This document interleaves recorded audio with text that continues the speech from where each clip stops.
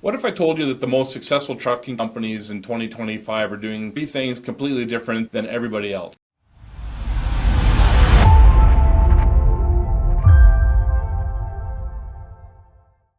Welcome to Trucking Trailblazers podcast. I'm your host, Rob Palmer, and today we're uncovering exactly what those game-changing strategies are. Today on the show, I have Aaron Lalvani, sorry about that, Aaron, from Vision Transport. Great to have you on the show, Aaron. Yeah, thanks for inviting me here, Rob. Can you tell me about your role and how you got into the business and working at Vision Transport? Yeah, my role currently is Vice President of Sales and Business Development. Throw strategy in there. But the idea really is how do we affect top-line revenue and how do we bring on more customers and gain more share of wallet from our existing customers. That's my role today. Awesome. So tell me about what makes Vision Transportation special. And I understand you guys are asset-based as well as brokerage. Yeah, about a year and a half ago, there was an acquisition of GX Transport, and now they're part of the Vision family. But I think a couple of things that set Vision apart and are really the fact that we offer services that I guess seem ubiquitous in transportation, whether it be road or rail services, but we do things a bit differently. By that I mean, for our rail program, the idea when it was started about 11 years ago was, hey, we could have just a basic rail, LTL, and truckload solution, or we could do something a little bit different. And what Vision developed through Robert Champagne, who came on board about 10 years ago, was really this notion, and the vision cast by the owners, Tony DeToma and Jason Georgie, was to develop a faster moving rail solution for customers. So they wanted to compete with road, essentially. And that is the program that I think sets Vision apart on the rail side. On the cross-border side, Vision does things quite differently. We build consolidations for cross-border LTL. We essentially build dispatch for the trucks that we hire. We fill them up, and then they run the routes that our dispatch team develops for them, keeping costs down, transit times up, and removing opportunities for cross-docking and damages. So I think these two things are clear distinctions of Vision services. Awesome. So what are some of your industry insights? I guess there's a couple. I'll start with the three-letter word, RFPs. The industry, particularly the last 3-4 years, has really ramped up their RFP processes. And I completely agree and understand with the procurement protocols of the shippers and their organizations. They have to be accountable for the dollars they spend. But over my 32 years in this business, I've seen these RFP programs get more technical through platforms. You've removed any personal discussions, any innovation. Would simply fill out an Excel spreadsheet, throw your numbers in. They take a medium number group of people and then they work out the deals from there. And typically those deals are 98% with incumbents. I think one of the insights I would say is certainly I think RFPs need to get back with a human touch. You need to really be a little bit more creative in asking carriers, especially existing or new carriers, how could we do things differently? And I don't think today's RFP systems allow for that, although they say they do, but they don't. I'm involved in a lot of them. But out of that, I think the other thing that we're needing in our business to really move forward in a volatile time that we're in, especially in North America, I think we need to develop solutions for customers that customers want. And I'm saying as an industry as a whole. There's a lot of consolidations happening. There's a lot of technology adoption by carriers. And I think the shippers are looking for companies who can really help them more because they're not hiring more people. They're consolidating their groups. They're seeking solutions that can be self-serving and also with a lot of communication. So on Vision's side, we're moving more on a digital platform. We're improving the existing system, the old legacy system that we have. And it's going to allow our customers to pull data, download their information, communicate with us easier, get better updates through API connections. And I think just try to give them an experience that they're looking for because they're busy. So we're really looking at how can we help our customers engage with us faster, easier, and of course in a competitive pricing environment. So what are the major industry challenges that some trucking companies or brokers are facing right now in 2025? I think the top one is certainly its margins. Looking at it from an internal 3PL broker perspective, we've had to be competitive, and right now the market, you can't gouge your customers. So we've been very careful to make sure that our pricing strategy is in line, and the way the market is means we've had to take some cuts in some of the numbers that we offer our customers, and then internally we have to figure out how to manage our costs to remain healthy as an organization, and we've successfully been doing that. So I think organizations moving forward need to really take a look at their COGS. What are those cost pushes in their organization that they need to look at, but also do not sacrifice the customer service side and development of solutions for our customers. I guess another challenge clearly is labor. There just is a labor gap in terms of who can we hire, where do we put them, and getting people to consistently come to work. In our culture, that's as an industry, and that's an industry comment.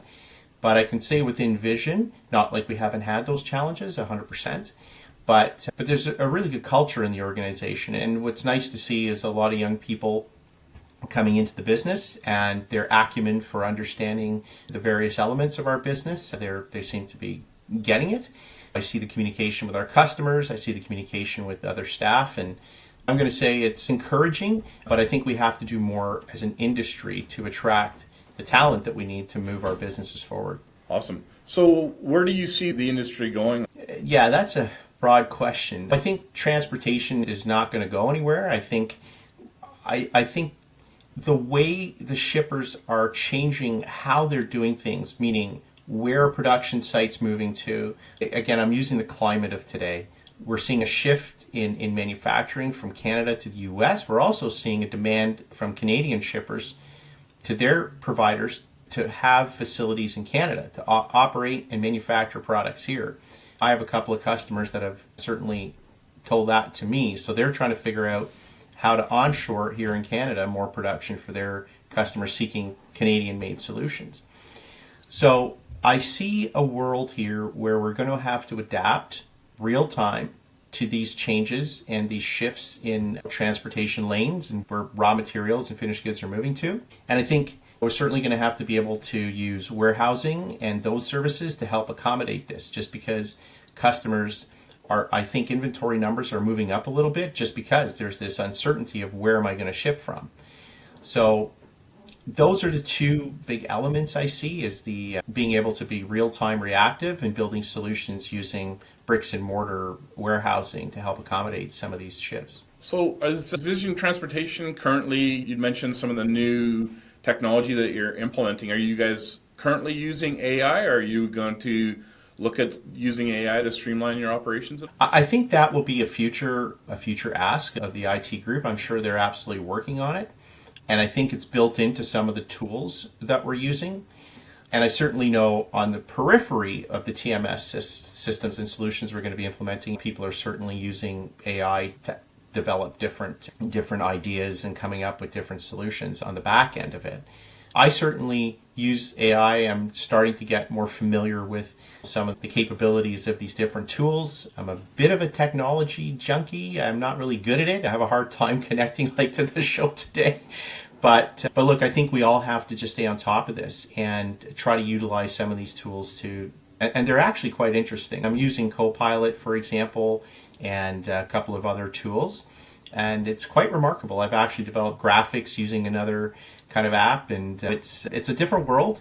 I think it's going to change the way we do things, but I think we have to approach it gradually and we have to approach it methodically, because it's not necessarily a full answer to any problem. Absolutely. So on your asset side, have you guys investigated any of the alternate fuel vehicles or zero emission vehicles? I can't speak to that question completely. I can only say when I was involved we had another asset-based fleet. What I can say is we're always looking at ways to optimize consumption of fuel, whether it be route management, whether it be upgrading to new equipment, managing the equipment maintenance, and so forth. But in terms of different fuel types, I think we're using standard diesel and those options today. So with cybersecurity being a big issue that most companies are dealing with or trying to combat, these days. Are you guys adopting anything on the cybersecurity side, or have you faced any threats recently? Or Yeah, so we have a whole back-end group that manage cybersecurity for us. These are very talented IT individuals, and there's a dedicated team that just looks at this. They're working daily. They have their systems in place, and cybersecurity is absolutely a very important part of what we do, and our systems are, I think, very well protected with the teams that we have. awesome. What's one piece of technology that you wish existed but doesn't? Okay, that's a very good question. I don't know what I wish would exist that doesn't, but I think given the world that we have today, I would like to see more chat boxes used in conversations with customers. I would say if there was any one better system, it would be something to replace emails, something where we could just have, I know there's all different kinds of solutions to help with email management and so forth. I do understand that, and I know some of those technologies, but I think like we have with our phones, where we have immediate text capability directly to our customers, and what's the issue, what do you need done, and is specifically target and work on those things that are coming in, whether it be an order that needs to be inputted, whether it be something needs to be dispatched to a carrier, something that takes out all these email communications where sometimes things get lost or delayed in response. Okay. So quicker communication, direct communication, and targeting exactly the tasks, things that need to be executed. Sure. And maybe even incorporate AI into some of that if that's possible. So if you were starting off today, what would you do different? Wow. So it's a different world.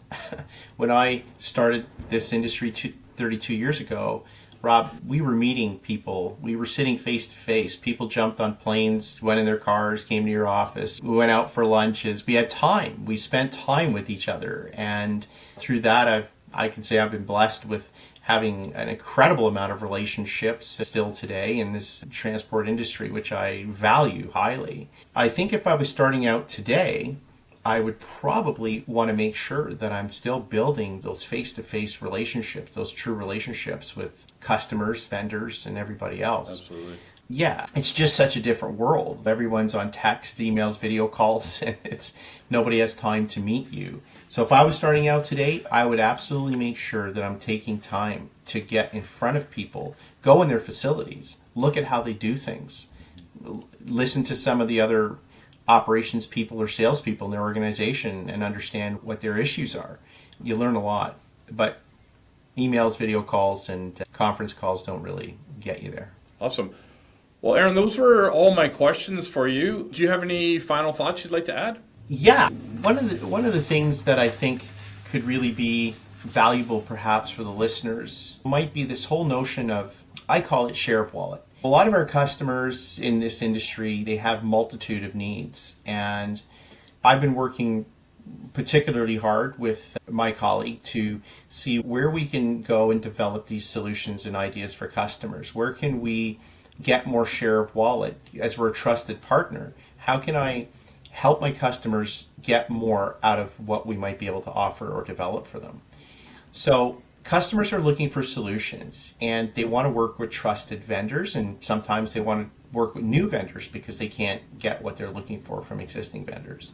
So I think to continually create value creation for customers is, for me, vital. And I think as an industry, I know a lot of people do talk about this, and a lot of organizations do it and do it exceptionally well. But I think for maybe some SMEs out there, is really look at how you can develop and create new ideas for customers. And I think technology is going to drive that. I think your conversation around AI is crucial. And I think that really needs to be the area where people have to see, how can I develop these solutions, deliver the solution through technology, and where can AI play in that to, again, simplify the conversation or the communication line and help customers take that workload off of their plate. For sure. Thanks very much, Aaron, for coming on the show today. Really appreciate you taking the time, and have yourself a great. Thanks a lot, Rob. Really appreciate the invitation.